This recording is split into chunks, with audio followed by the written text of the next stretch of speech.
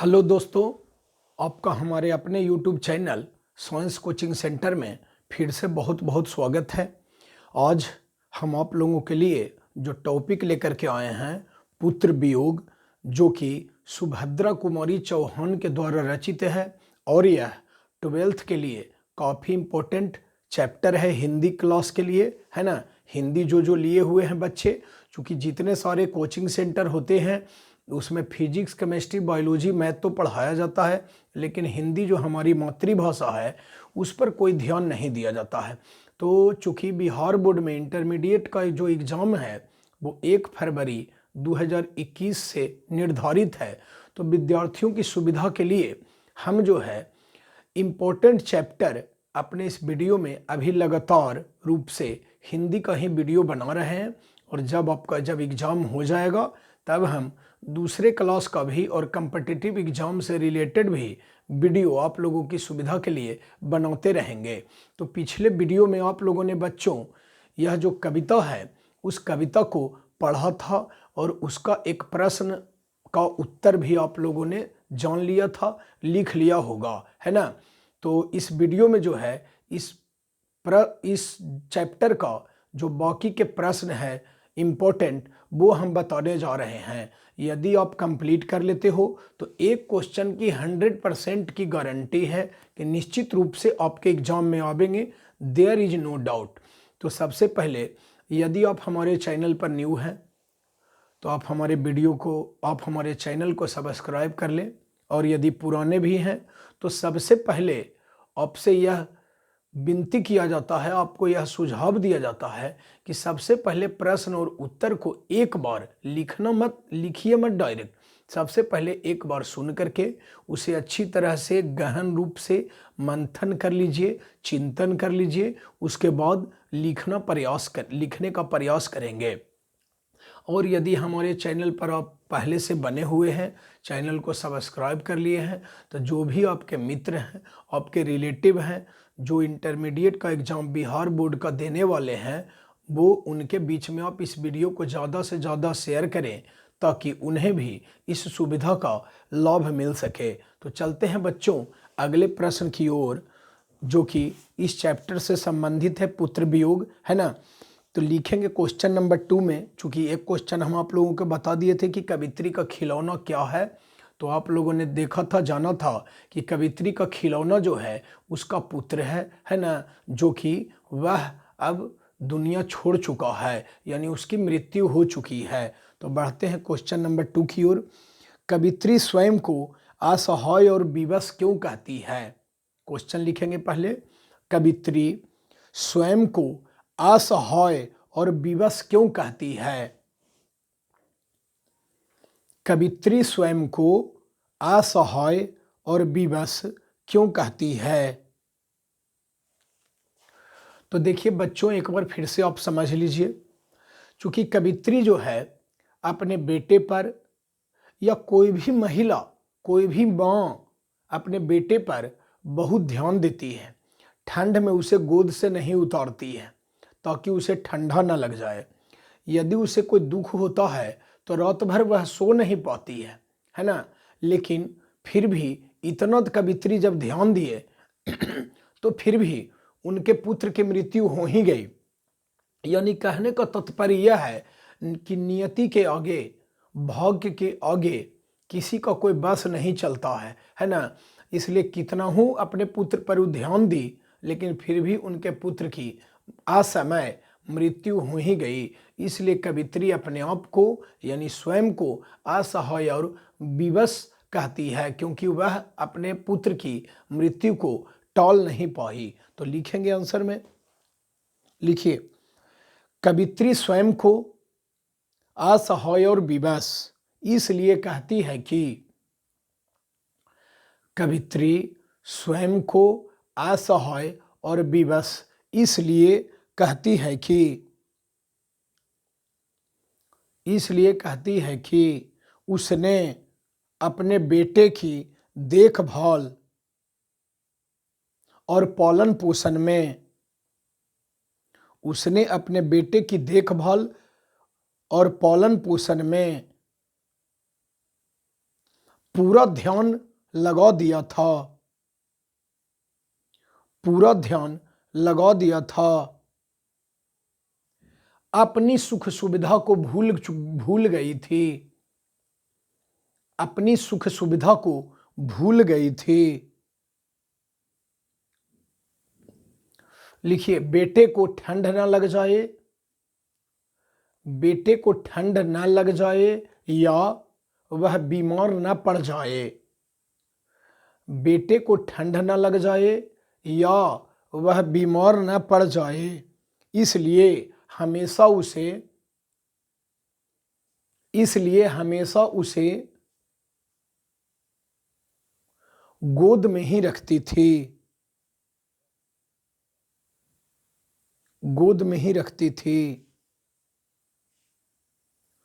पूर्ण विराम देंगे। लिखिए, इन सभी सुविधाओं के बावजूद भी, इन सभी सुविधाओं के बावजूद भी वह अपने बेटे के लिए, वह अपने बेटे के लिए मंदिर में पूजा अर्चना की, मंदिर में पूजा अर्चना की। फिर भी अपने बेटे के मृत्यु को वह टाल न सकी, फिर भी अपने बेटे के मृत्यु को वह टाल न सकी। पूर्ण विराम देंगे। लिखिए, नियति के आगे, नियति में से भाग, नियति के आगे किसी की नहीं चलती है, नियति के आगे किसी की नहीं चलती है। यही कारण है कि कवित्री स्वयं को, यही कारण है कि कवित्री स्वयं को असहाय और विवश कहती है, असहाय और विवश कहती है। हो गया। बस क्वेश्चन नंबर नेक्स्ट की ओर लिखेंगे। पुत्र के लिए मां क्या क्या करती है, पुत्र के लिए मां क्या क्या करती है। अब तो बच्चों, यह प्रश्न ऐसा है जो कि आप लोगों के घर में यदि छोटा बच्चा होगा तो उसको मां क्या क्या करती है ना, ये तो आप स्वयं देख करके ही बता दे सकते हो कि पुत्र के लिए मां क्या क्या करती है ना। इसको लिखाने का थोड़े ज़रूरत है। फिर भी आप लोगों की सुविधा के लिए हम इस प्रश्न का भी उत्तर निश्चित रूप से बता देंगे कि एक पुत्र के लिए मां क्या क्या करती है। तो लिखेंगे आंसर में, पुत्र के लिए मां अपनी सुख सुविधा का ध्यान नहीं रखती है, पुत्र के लिए मां अपनी सुख सुविधा का ध्यान नहीं रखती है, अपनी सुख सुविधा का ध्यान नहीं रखती है। पूर्ण विराम देंगे। लिखिए, उसे ठंड न लग जाए, उसे ठंड न लग जाए या बीमार पड़ न जाए, या बीमार पड़ न जाए, इसके लिए उसे गोद से नहीं उतारती है, इसके लिए उसे गोद से नहीं उतारती है।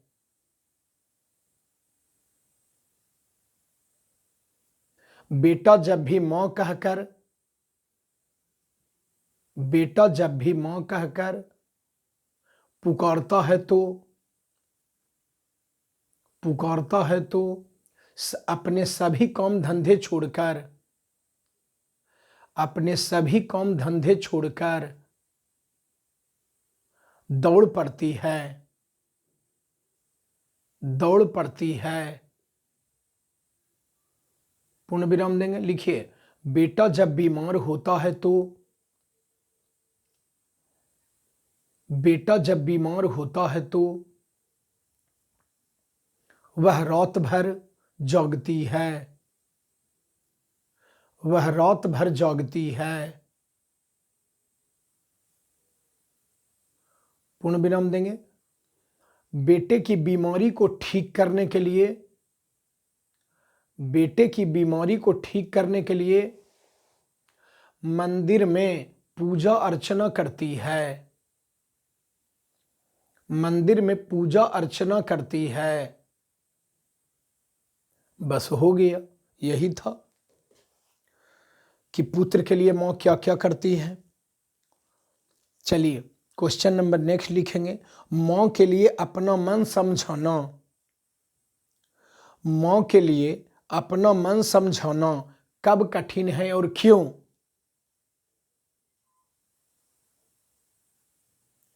माँ के लिए अपना मन समझाना कब कठिन है और क्यों? देखिए बच्चों, फिर से समझ लीजिए, एक माँ के लिए अपने मन को समझाना तब बिल्कुल कठिन हो जाता है जब उसका पुत्र जो है दुनिया छोड़ करके चला जाता है। पुत्र जो है एक माँ के लिए आंखों का तारा होता है ना। और वह जब तारा टूट गया, अर्थात जब पुत्र माँ को छोड़ करके चला जाता है, तो माँ के हृदय को यह समझा पाना कि हाँ भाई अब मेरा पुत्र मेरे पास नहीं है, यही सबसे दुष्कर कार्य होता है। तो यही लिखना है। लिखिए आंसर में, लिखिए बेटे माँ के लिए अपने मन को समझाना, माँ के लिए अपने मन को समझाना, माँ के लिए अपने मन को समझाना तब कठिन हो जाता है। माँ के लिए अपने मन को समझाना तब कठिन हो जाता है जब वह अपना बेटा खो देती है। जब वह अपना बेटा खो देती है, यानी कहे का मतलब हो गया कि बेटा की मृत्यु हो जाती है। पूर्ण विराम देंगे। लिखिए बेटा माँ की आंखों का तारा होता है। बेटा माँ की आंखों का तारा होता है।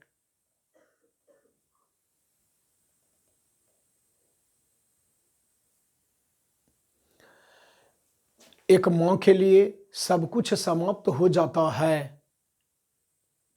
एक माँ के लिए सब कुछ समाप्त हो जाता है जब, एक माँ के लिए सब कुछ समाप्त हो जाता है जब उसके पुत्र की मृत्यु हो जाती है।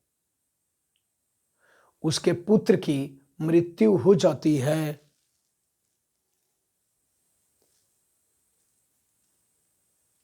यही बात माँ को समझाना कठिन होता है। यही बात माँ को समझाना कठिन होता है। हो गया। अब एक क्वेश्चन आंसर इंपॉर्टेंट बता दिया हूं दोस्तों। उसके बाद जो है आप लोगों को एक अर्थ स्पष्ट करें, तो अर्थ स्पष्ट करे रहे या फिर व्याख्या करने के लिए तो आप निश्चित रूप से सबसे पहले ये लिखोगे कि कहाँ से लिया गया है और यह किस कवि के द्वारा रचित है या कवित्री इसके कौन है, ये लिखना है। तो लिखेंगे, पहले लिखिए क्वेश्चन, अर्थ स्पष्ट करें। अर्थ स्पष्ट करें। लिखिए नीचे, आज दिशाएं भी हंसती है। ये तो सबसे पहला पैराग्राफ है। आज दिशाएं भी हंसती है।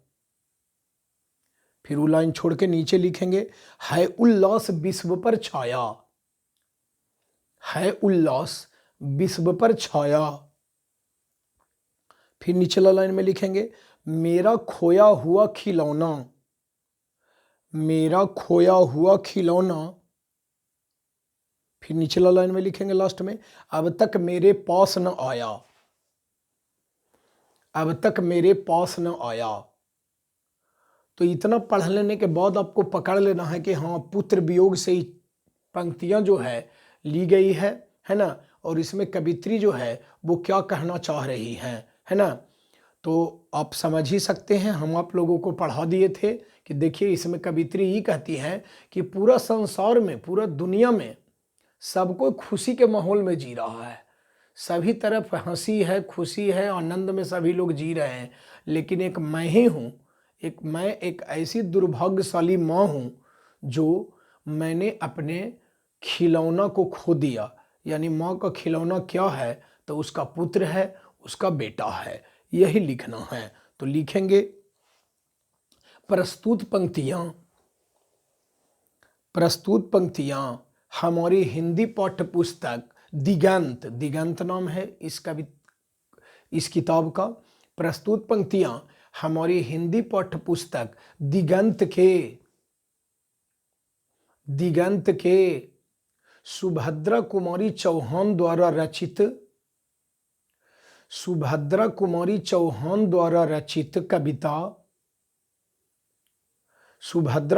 चौहान द्वारा रचित कविता पुत्र वियोग से ली गई है। पैराग्राफ चेंज करेंगे, लिखिए प्रस्तुत पंक्तियों में कवयित्री, चूंकि वो लेडीज हैं, प्रस्तुत पंक्तियों में कवित्री कहती हैं कि सारे विश्व में उल्लास का वातावरण है। सारे विश्व में उल्लास का वातावरण है। सभी जगह हंसी खुशी का माहौल है। सभी जगह हंसी खुशी का माहौल है। किंतु मेरा पुत्र रूपी खिलौना अब तक मुझे प्राप्त नहीं हुआ है। अर्थात कवित्री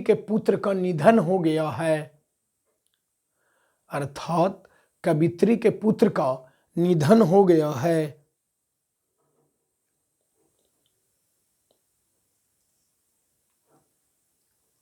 इससे कवित्री को काफी क्षति पहुंची है।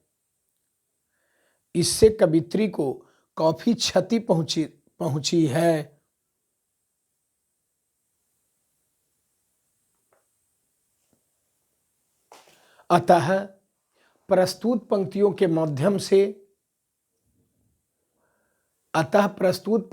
माध्यम से कवित्री ने अपने मन की वेदना मीन्स दुख, कष्ट, अपने मन की वेदना को लोगों के समक्ष प्रस्तुत किया है कि